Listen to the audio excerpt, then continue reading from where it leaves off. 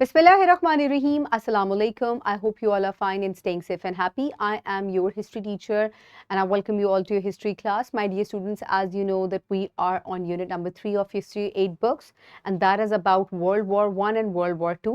आज के लेक्चर में हम वर्ल्ड वॉर 1 को डिटेल से डिस्कस करेंगे और हम वो वजूहात, वो रीजंस डिस्कस करेंगे जिनकी बिना पर वर्ल्ड वॉर 1 लड़ी गई। कब लड़ी गई? 1914 से लेके 1918 तक, यानी कि 4 साल के लंबे अरसे में ये जंग जो है वो लड़ी गई।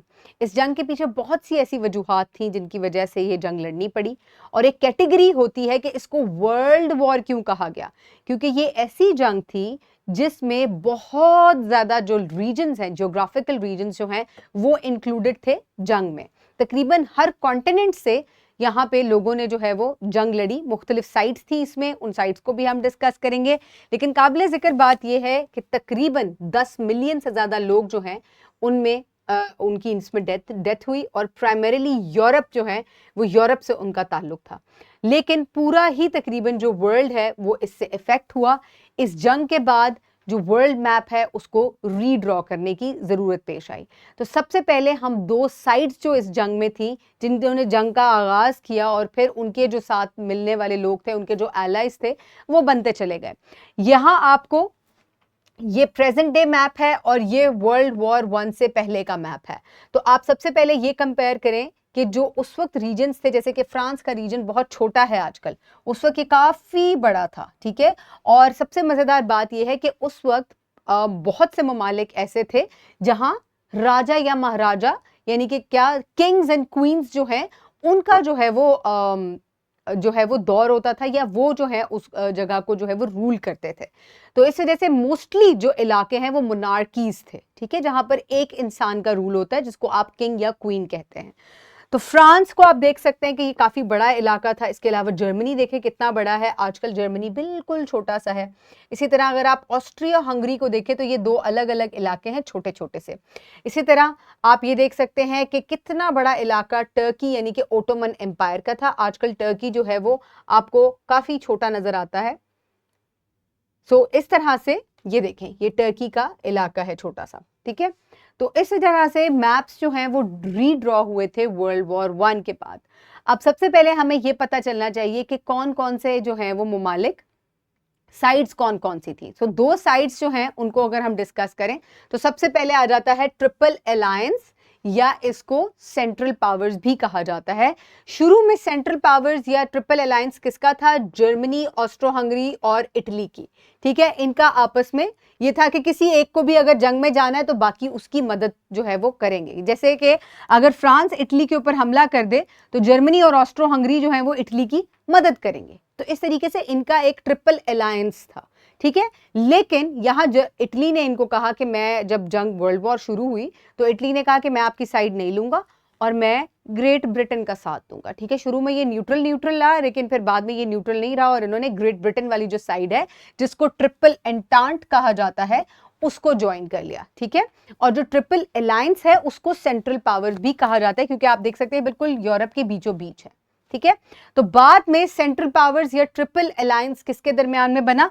जर्मनी, ऑस्ट्रो हंगरी, बुल्गारिया और ऑटोमन एम्पायर, जिसको आजकल आप टर्की कहते हैं। तो ये सेंट्रल पावर्स थी। जबकि दूसरी तरफ ट्रिपल एंटांट था, जिसको कौन साइड कर रहा था या जिसमें कौन कौन थे? जिसमें ग्रेट ब्रिटेन था, फ्रांस था, पोर्टुगाल था, फिर टर्की ने भी इसकी साइड ले ली थी, रशिया था, सर्बिया था और इसके अलावा बाद में यूएस भी इनके साथ शामिल हो गया था। तो इस तरीके से ये दो साइड्स हैं जिनको आप सेंट्रल पावर्स या ट्रिपल एंटांट जो है वो कह के बुलाते हैं। अब ये जो ग्रेट वॉर है, जिसका इतने लंबे अरसे तक ये लड़ी गई और इतने सारे ममालिक इसमें शामिल थे, इसका आउटब्रेक किन वजूहात पे हुआ? तो मैं हमेशा रीजंस के लिए एक मिसाल देती हूँ। मैं आपको एक सिचुएशन बता रही हूँ। सिचुएशन ये है कि क्या अगर आप टाइम मशीन लेकर वापस जाएं, ठीक है, आपके पास ये इख्तियार है कि आपके पास टाइम मशीन है, और जो एक वजह थी, जो वजह क्या थी कि आर्क ड्यूक फ्रेडिनेंड जो थे ये गए थे कहां? ये विजिट करने गए थे, he went to Austria Hungary के जो है वो एयर थे, और ये सर्बिया के कुछ लोग जो है इन्होंने इनको असैसिनेट किया। तो ये जो है ये विजिट करने वहां गए थे और वहां इनको जो है वो जो है गोली मार दी गई। तो इस वजह से इस जंग का आगाज हुआ। मेरी आपसे ये सवाल है कि अगर इनकी डेथ को रोक दिया जाए तो आपको क्या लगता है कि वर्ल्ड वॉर 1 ना होती? जो बच्चे कह रहे हैं कि वर्ल्ड वॉर 1 ना होती, ऐसा नहीं है। किसी एक शख्स के कत्ल होने से इतनी बड़ी जंग नहीं होती। बहुत अरसे से एक सीरीज और चेन ऑफ इवेंट्स होते हैं जो कि इकट्ठे होते रहते हैं, और उसके बाद कोई एक सिंगल ऐसा इवेंट होता है जो कि स्पार्क का काम करता है और फिर एक्सप्लोजन हो जाती है। और ये वर्ल्ड वॉर जो है ये एक तरीके से एक्सप्लोजन थी। और इनका जो आर्क ड्यूक फेर्डिनेंड है, जो इनका कत्ल था, वो स्पार्क था ये दरअसल। ठीक है। Archduke Ferdinand was next in line to the throne of Austria-Hungary, and he and his wife were assassinated by Serbian nationalist terrorist group in Sarajevo on 28 June 1914. ठीक है। तो जब इनका कत्ल हुआ तो उसके बाद ये जंग आगाज हो गया। ये वो लड़का है जो कि 19 साल का था, जिसका नाम है गैवरीलो प्रिंसिप, जिसने गोली मारी थी आर्क ड्यूक फ्रेडिनेंड और उनकी वाइफ सोफी को। And Gavrilo Princip was a Serbian nationalist only 19 years old, and Princip and other nationalists were struggling to end Austro-Hungarian rule over Bosnia and Herzegovina. So main reason ये है कि क्यों ये जो nationalist हैं, और ये सर्बियन नेशनलिस्ट था, और ये जो है इसने गोली मारी। क्यों गोली मारी? क्योंकि ये बोस्निया को आज़ाद करवाना चाहता था। किसके रूल से? ऑस्ट्रियो हंगरी के रूल से। और ये क्या था? बेसिकली ये खुद सर्बियन था, ये बोस्निया का रहने वाला नहीं था। लेकिन यहाँ एक चीज़ बहुत इंपॉर्टेंट है कि ये बोस्निया का इलाका, बुल्गारिया का इलाका, हर्ज़ोगोविना का इलाका जो है, और सर्बिया भी इसमें शामिल है, ये बाल्कन कंट्रीज थे। और ये जो है एक ज़बान बोलते थे, और ये लोग आपस में बहुत ज़्यादा जो है ये अपनी एक एथनिसिटी जो है इनको लगती थी कि हम एक दूसरे के साथ जो है वो बहुत नेशनलिज्म बहुत ज़्यादा था इनके अंदर। तो इस तरीके से वजह क्या बनी, ये बहुत इंपॉर्टेंट चीज़ है। यहाँ आपको मैं दिखाती हूँ कि ये जो तमाम कंट्रीज हैं, बोस्निया, सर्बिया और बुल्गारिया, ये तमाम जो है ये क्या थे? ये बाल्कन कंट्रीज थे। अब बहुत अरसे से बोस्निया का इलाका और सर्बिया का इलाका जो है ये ऑटोमन एम्पायर के रूल में था। ठीक है। तो यहां आपको, बल्कि मैं इसको क्लियर करती हूं स्लाइड को।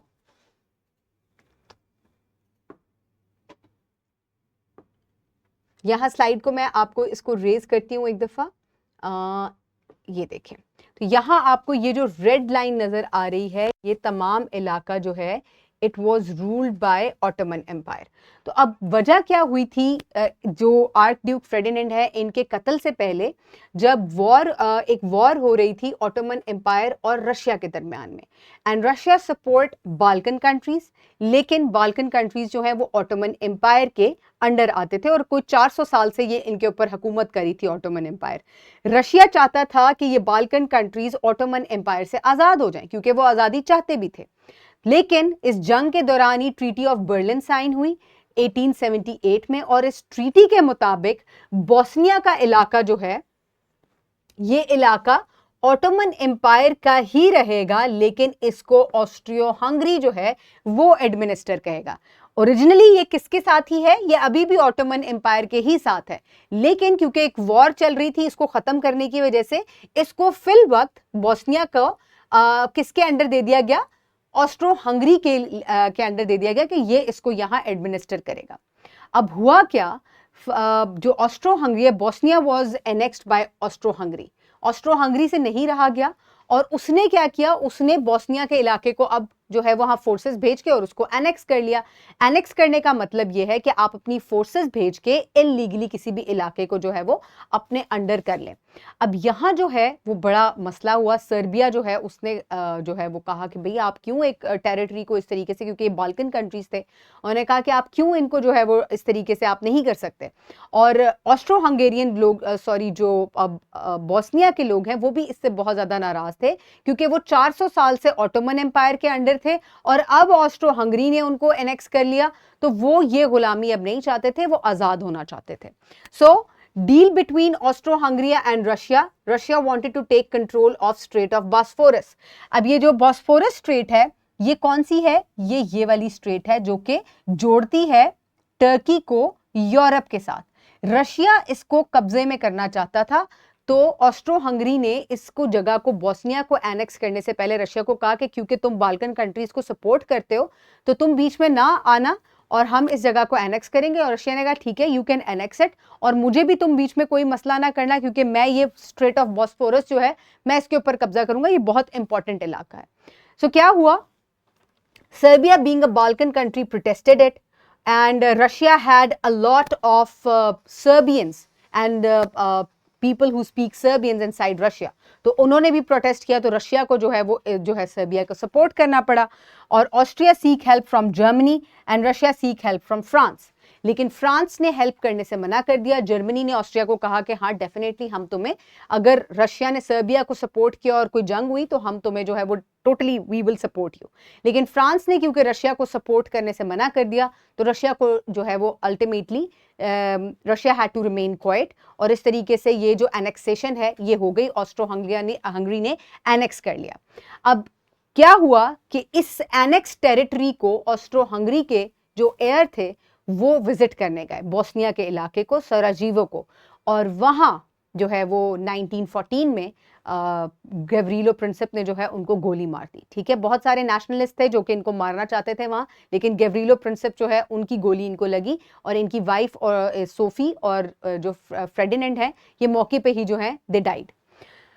तो यहां से क्या होता है, यहां से म्यूचुअल डिफेंस अलायंस जो है वो शुरू हो जाता है। ठीक है, सर्बिया ने कहा कि जब आर्क ड्यूक फ्रेडिनेंड जो है उसको मारा गया तो सर्बिया के खिलाफ जो है ऑस्ट्रो हंगरी ने कहा कि हम तो जंग डिक्लेयर करेंगे क्योंकि that person was Gavrilo Princip was a Serbian.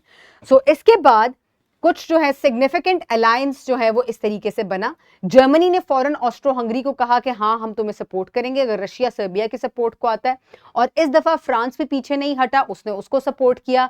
और फ्रांस का एलाय था ग्रेट ब्रिटेन के साथ, तो ग्रेट ब्रिटेन ने भी उसको हेल्प किया।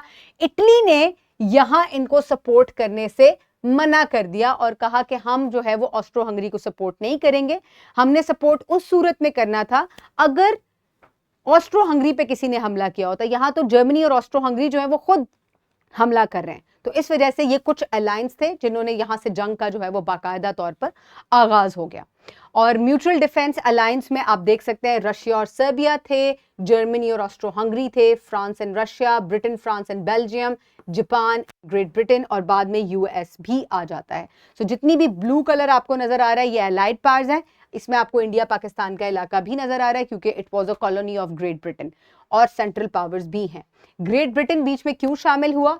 क्योंकि फ्रांस के साथ इनका एलाय है और फ्रांस का एलाय रशिया के साथ था, तो ये आपस में जंग में सारे जो लोग हैं ये शामिल हो गए।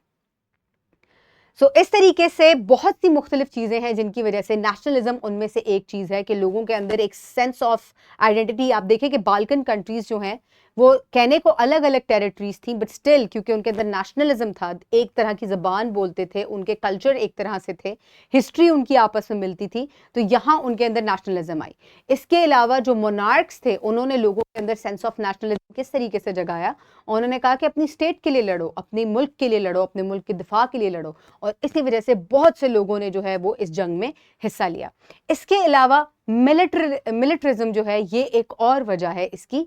मिलिट्रिज्म किस तरह से एक वजह है कि यूरोप जो है वो पूरा का पूरा जो है वो मोनार्क्स के अंडर था, किंग्स के अंडर था, जो कि मुख्तलिफ टेरिटरीज को ऑक्यूपाई करना चाहते थे अपनी स्ट्रेंथ दिखाने के लिए, रिसोर्सेज को एक्सप्लॉइट करने के लिए। तो इस तरीके से ये भी एक वजह थी। और इसी तरह से अगर किसी एक कंट्री को लगता था कि दूसरा कंट्री जो है वो ज़्यादा पावरफुल हो रहा है, तो वो दूसरे किसी और कंट्री के साथ अलायंस बना के कि इसको ज़्यादा पावरफुल नहीं होना चाहिए, तो वो इस तरीके से भी मिलिट्री का इस्तेमाल किया करते थे। तो ये वो कुछ वजूहात हैं जिनकी वजह से इतनी बड़ी जो है वो इतने सारे रीजन्स जो हैं वो एक वर्ल्ड वॉर में शामिल हुए और बहुत ज़्यादा लोग जो हैं वो इसमें मारे भी गए। सो माय डियर स्टूडेंट्स, ये थे वो कुछ रीजंस जिनकी बना पे वर्ल्ड वॉर 1 जो है वो लड़ी गई। For practice you can download this worksheet from the description box below this video, और you can get it in print from by your teacher. Pause the video and quickly finish the worksheet. I hope everybody has finished the worksheet. For your homework, you will complete skill 3.1 and you will complete MCQ number 1 and also question number 1 from exercise 2. So my dear students, World War 1 जो आज हमने पढ़ी उसके reasons की summary क्या है या उसका कंक्लूजन क्या है कि इतनी बड़ी जंग जो है वो सिर्फ आर्क ड्यूक फ्रेडिनेंड की मौत की वजह से या उनके डेथ की वजह से नहीं हुई थी, उनके मर्डर की वजह से नहीं हुई थी, बल्कि एक सीरीज और चेन ऑफ इवेंट्स थे जो कि उससे जुड़े हुए थे, which led to his death and ultimately to the World War I. I hope you have understood it and stay safe. Thank you so much and Allah Hafiz.